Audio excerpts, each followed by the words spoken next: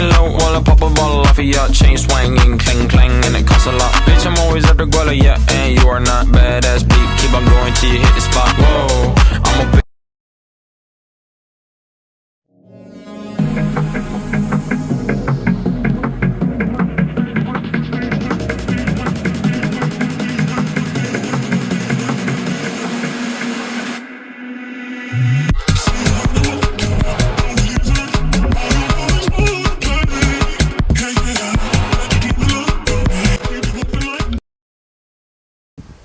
Assalamualaikum warahmatullahi wabarakatuh. Alhamdulillahi rabbil alamin. Wassalatu wassalamu ala isyrafil anbiya'i wal mursalin wa ala alihi wa ashabihi ajma'in. Amma ba'd. Halo sahabat-sahabatku semua. Pada kesempatan kali ini saya akan membahas tentang COVID-19, dari mana asalnya dan bagaimana solusi untuk mencegahnya. Nah, untuk lebih jelasnya mari kita mendengarkan video berikut ini.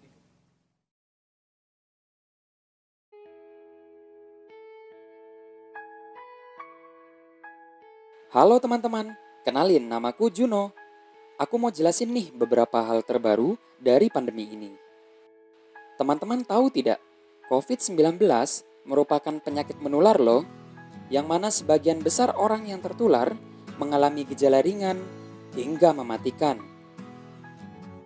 Adapun total konfirmasi korban meninggal yang ada di seluruh dunia melebihi 700.000 orang, dan hampir 23 juta warga di seluruh dunia terkonfirmasi positif, dengan 14 juta orang diantaranya sudah dinyatakan sembuh dari penyakit virus mematikan ini.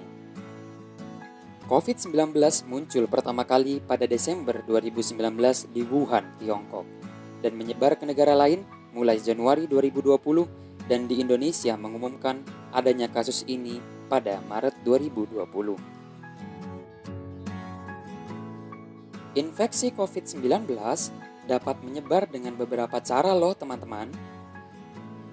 Percikan air liur pengidap batuk dan bersin, menyentuh tangan atau wajah orang yang terinfeksi, menyentuh mata, hidung atau mulut setelah memegang barang yang terkena percikan air liur pengidap COVID-19. Dan yang terakhir, tinja atau feses. Sejak awal kemunculannya, virus ini terus berevolusi, dapat dibuktikan dengan gejala-gejala yang ditimbulkannya. Gejala tersebut berjumlah 11, dengan 3 diantaranya adalah gejala baru seperti yang dilansir di Mandiri InHealth, di mana biasanya gejala ini muncul dalam 2 hingga 14 hari setelah penderita terekspos virus ini. Ada demam atau menggigil, batuk, nafas pendek atau kesulitan bernafas, kelelahan, pegal-pegal atau nyeri otot, sakit kepala, disfungsi indera pengecap dan penciuman, sakit tenggorokan, hidung mampet dan berair, mual atau muntah, dan yang terakhir diare. Siapapun dapat terinfeksi virus ini, dan sampai saat ini memang belum ditemukan vaksinnya. Akan tetapi, ada beberapa pencegahan yang dapat kita lakukan agar tidak terjangkit COVID-19. Berikut beberapa caranya. Rutin dan rajin mencuci tangan dengan sabun dan air mengalir selama 20 detik hingga bersih. Dan ketika tangan kotor serta belum dicuci, sebisa mungkin untuk tidak menyentuh wajah, hidung, dan mulut. Hindari juga kontak langsung dan tetap beri jarak dengan orang lain, terutama dengan orang yang sedang sakit. Selalu jauhi hewan maupun unggas liar dan juga hindari menyentuhnya.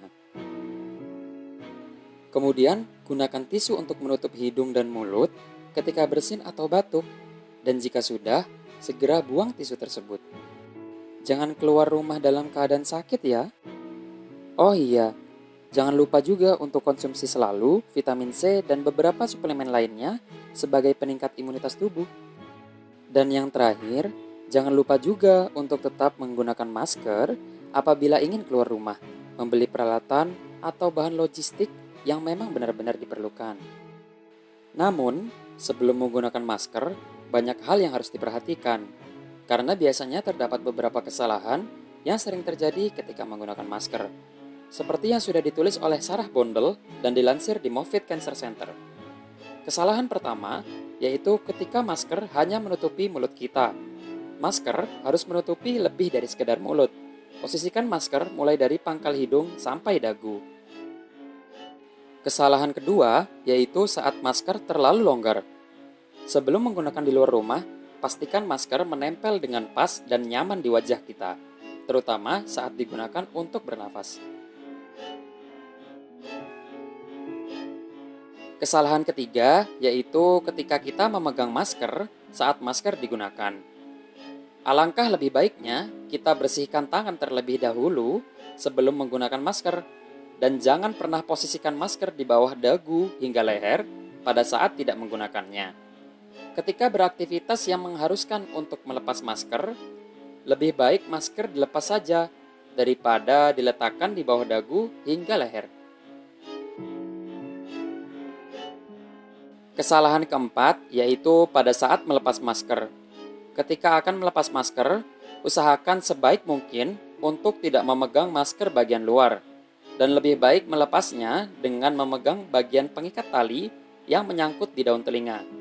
Jika sudah melepasnya, segera cuci tangan sebelum memegang mata, hidung, ataupun mulut ya. Kesalahan terakhir yaitu ketika kita tidak bisa membersihkan masker dengan benar. Untuk menggunakan kembali masker kain, kita harus memastikan terlebih dahulu apakah masker kita terkontaminasi atau tidak. Kemudian masker tersebut harus sering dibersihkan teman-teman. Bisa menggunakan mesin cuci untuk membersihkannya. Selain masker, terdapat juga loh pelindung muka dari plastik yang mungkin lebih dikenal dengan nama face shield. Pelindung ini banyak digunakan untuk melindungi masyarakat ketika di luar rumah. Namun, apakah pelindung plastik ini memang benar-benar bisa melindungi muka dari infeksi udara dengan baik? Berikut seputar informasi yang dilansir oleh laman BBC Future mengenai hal ini. Mohon disimak ya teman-teman. Setiap kita mengucapkan beberapa kata, ternyata secara tidak langsung, kita juga menyemprotkan ribuan tetesan aerosol loh. Kemudian apabila terdapat seseorang yang terinfeksi virus, maka ia akan menyemprotkan ribuan tetesan aerosol yang sudah terinfeksi virus. Serem ya teman-teman. Apalagi jika dibayangkan ketika orang terinfeksi virus menggunakan pelindung plastik namun tak menggunakan masker di dalamnya. Secara tidak langsung, ia akan menyemprotkan ribuan tetesan aerosol ke udara karena pelindung plastik tersebut tak akan pernah bisa menutupi secara sempurna pada bagian muka. Maka dari itu, sebaiknya kita tetap menggunakan masker ya teman-teman, walaupun sudah menggunakan pelindung plastik. Selain mengurangi penyebaran virus bagi orang yang sudah terinfeksi, tetapi hal ini juga bisa melindungi kita semua dari infeksi virus tersebut loh. Penjelasan tadi merupakan beberapa hal yang perlu diketahui, dilakukan, serta dihindari selama pandemi ini. Namun, alangkah lebih baiknya kebiasaan-kebiasaan baik tersebut tetap kita terapkan di luar pandemi ya. Pesan Juno untuk teman-teman, tetap jagalah kesehatan diri kita dan juga ciptakan lingkungan yang sehat, serta tetap berada di rumah aja. Video dan penelitian ini dibiayai oleh Pusat Penelitian dan Pengabdian Masyarakat, Politeknik Elektronika Negeri Surabaya, dan kami ucapkan terima kasih juga kepada beberapa pihak yang sudah membantu dalam kesuksesan pembuatan video ini. Cukup sekian dan semoga bermanfaat. Jaga kesehatan ya teman-teman. Dadah semuanya.